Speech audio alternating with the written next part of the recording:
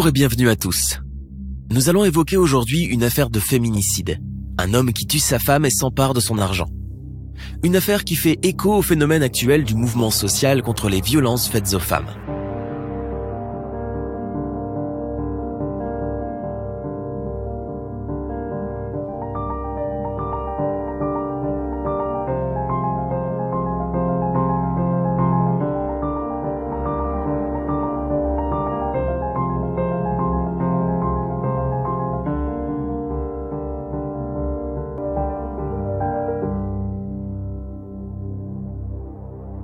Le 30 août 2013, Françoise Safer, âgée de 56 ans, disparaît du jour au lendemain. Son mari, Éric Desnoux, chauffeur routier de son état, rentre d'un déplacement de plusieurs jours au domicile conjugal de Bourgogne, un petit village du territoire de Belfort. Son épouse est absente. Il la cherche partout, téléphone à ses filles, à son frère, rien. Elle est introuvable. À 20h30, il appelle les gendarmes pour leur dire son inquiétude. Sa femme a disparu et il n'arrive pas à la retrouver. Il leur explique qu'elle a dû quitter le domicile entre le 28 et le 30 août. Elle est partie sans sa voiture, sans argent ni effet personnel. Il ne manque que son téléphone portable et son trousseau de clés. Les 3 filles de Françoise, nées d'un premier mariage, ne sont pas convaincues de cette disparition douteuse et inquiétante. D'autant plus, leur mère n'allait pas bien moralement depuis un certain temps. Dépressive, elle s'était confiée à elle. Son mari la trompe, il serait infidèle. Cela fait des semaines que Françoise Desnoux est rongée par le démon de la jalousie. Des semaines que cette jolie petite femme rousse aux cheveux bouclés soupçonne son mari, Éric, d'avoir une maîtresse et de fréquenter une certaine Sandra. Et ça, elle ne pouvait le tolérer. De dispute en dispute, elle était en pleine crise de couple. Tantôt elle avait des envies suicidaires, tantôt elle envisageait de quitter son mari. En tout cas, elle ne se sentait pas bien. Une de ses filles, Céline, tente de la joindre sur son portable. Elle tombe sur le répondeur et lui laisse un message. Mais Françoise ne la rappelle pas. Céline se rend alors sur place, dans l'appartement de Françoise. En vain. La petite maison de Bourgogne est vide. Et ça, c'est vraiment bizarre.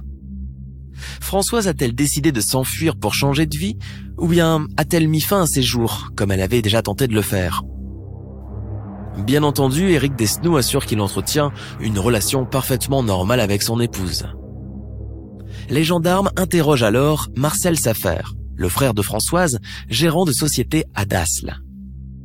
Il révèle que sa sœur Françoise a rencontré Éric Desnoux sur un site de rencontre et qu'ils se sont, un peu trop vite à son goût, mariés en 2008. Le frère rajoute « Jamais Françoise ne serait partie quelque part sans prévenir les filles, c'est incompréhensible ».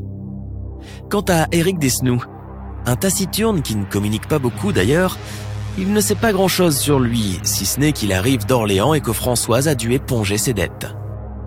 Ils se sont aimés au début, et on ne pouvait que s'incliner devant le bonheur apparent de notre sœur. En tout cas, la famille est suspicieuse et n'arrive pas à faire confiance à ce nouveau mari rencontré sur le net. Cela a bien l'air d'un coureur de jupons qui passe son temps à draguer derrière l'écran. Il fricoterait même avec une certaine Sandra depuis 2009. Françoise en était sûre, elle pleure beaucoup et se lamente auprès de ses 3 filles.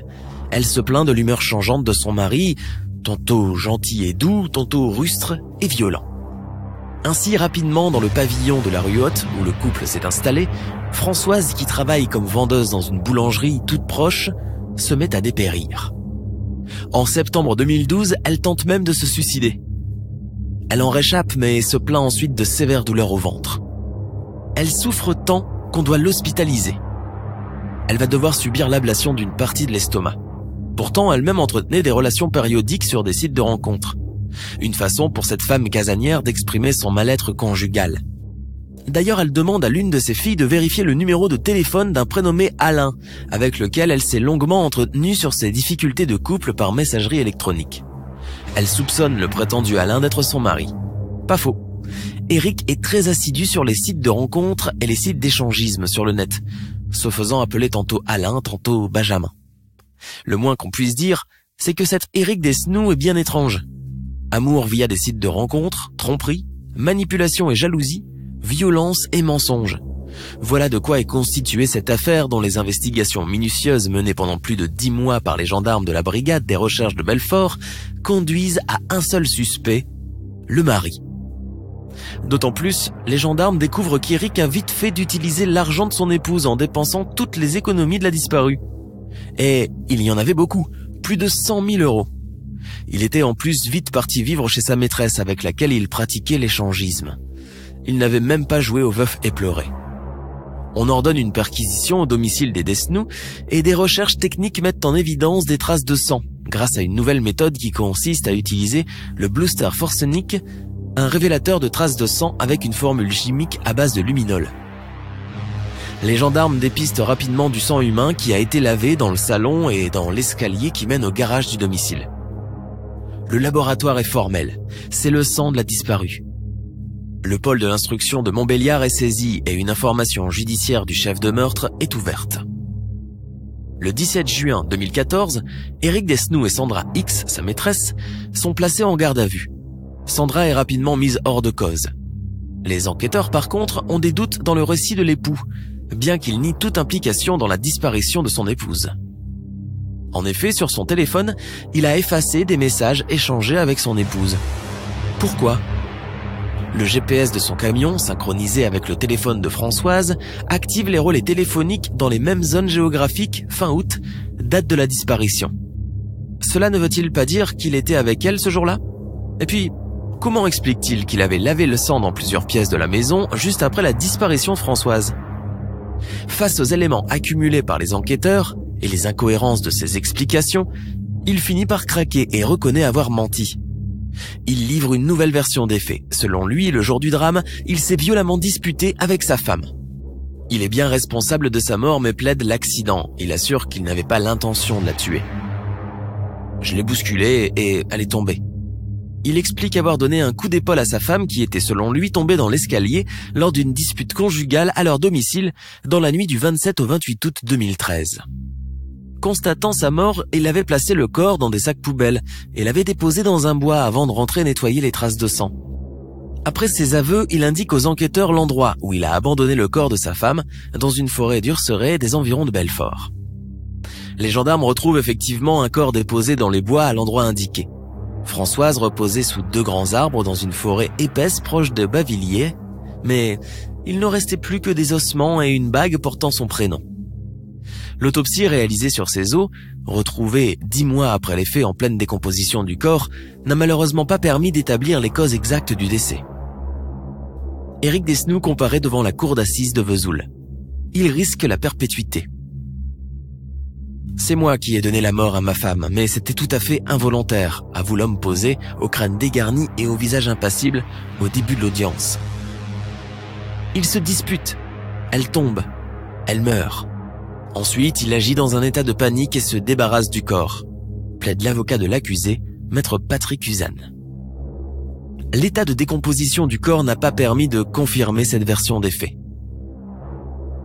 Par ailleurs, l'ombre du décès de la première femme d'Éric Desnoux, mystérieusement retrouvée morte à seulement 41 ans, sans raison apparente, a plané sur tout le procès. À l'époque, il venait justement de rencontrer Françoise. Se peut-il qu'Éric Desnoux soit un serial killer auteur de féminicides à répétition ? La salle semble prendre position. Maître Randall Schwerdorfer et Julien Robin, avocats de la partie civile, continuent dans leur lancée et mettent en doute la version de l'accident. Le crâne de la victime est sans stigmate, alors qu'elle serait tombée sur la tête dans l'escalier, ont-ils notamment souligné. Monsieur Desnoux était dans une phase d'élimination de sa compagne pour prendre son argent et mettre en place sa maîtresse. La mort de Françoise repose sur un processus criminel nourri depuis de nombreux mois pour s'emparer de son argent et préparer l'arrivée d'une autre maîtresse, clame-t-il. Les 2 avocats ont également pointé du doigt le fait que l'accusé avait abandonné le corps nu de la victime en voulant faire croire à un crime sexuel. Éric Desnoux apparaît de plus en plus comme un monstre. Et bien que maître Patrick Uzanne plaide sa cause du mieux qu'il peut, c'est un homme en pleine duplicité entre des jeux amoureux. Éric Desnoux n'a pas voulu tuer votre maman, a-t-il par exemple lancé aux 3 filles de la victime. Les jurés n'ont finalement pas cru à la version de l'accident. Éric Desnoux est condamné à 25 ans de réclusion criminelle pour le meurtre de sa femme Françoise Safer. Dans le 2e procès en appel, la sentence est encore plus lourde. La cour d'assises de Hudson et du territoire de Belfort a suivi les réquisitions de l'avocat général. Nous sommes dans une société où l'on n'admet pas qu'un mari inflige la mort à sa femme. On n'admet pas que le membre d'un couple dispose de l'autre selon son bon vouloir, a déclaré le procureur général, Christophe Barret. L'accusé a refusé la séparation, pas par amour, mais par intérêt, par domination, par contrôle, a-t-il fustigé. La victime était sa seconde épouse, rencontrée il y a une quinzaine d'années, alors qu'il était encore marié avec sa première femme. Âgée de 41 ans, cette dernière avait été retrouvée morte dans son lit fin 2005. Un décès resté d'ailleurs inexpliqué, incompris. Éric Desnoux est un homme machiavélique qui objectifiait ses femmes, les utilisait accessoirement et s'emparait de leur argent sans scrupule. Éric est condamné par la cour d'assises d'appel de Besançon à 30 ans de réclusion, dont 20 ans de sûreté, pour avoir tué sa femme, dissimulé son corps pendant plus de 10 mois, puis s'être emparé de son argent et refait sa vie sans aucun remords. Les femmes restent en France les premières victimes des violences conjugales. Selon le ministère de l'Intérieur, 122 ont été tuées par leurs compagnons, ex-compagnons ou amants en 2019, soit une tous les 3 jours. Ce triste décompte reste constant depuis des années. Que faut-il en déduire ? Nous sommes à la fin de notre émission du jour. N'hésitez pas à écouter les autres émissions du podcast et à prendre 5 secondes pour nous laisser un 5 étoiles sur iTunes. C'est vraiment très important pour nous. Vous pouvez aussi vous abonner pour ne pas rater les prochains épisodes et nous suivre sur Facebook pour nous en proposer de nouveaux. Merci et à bientôt.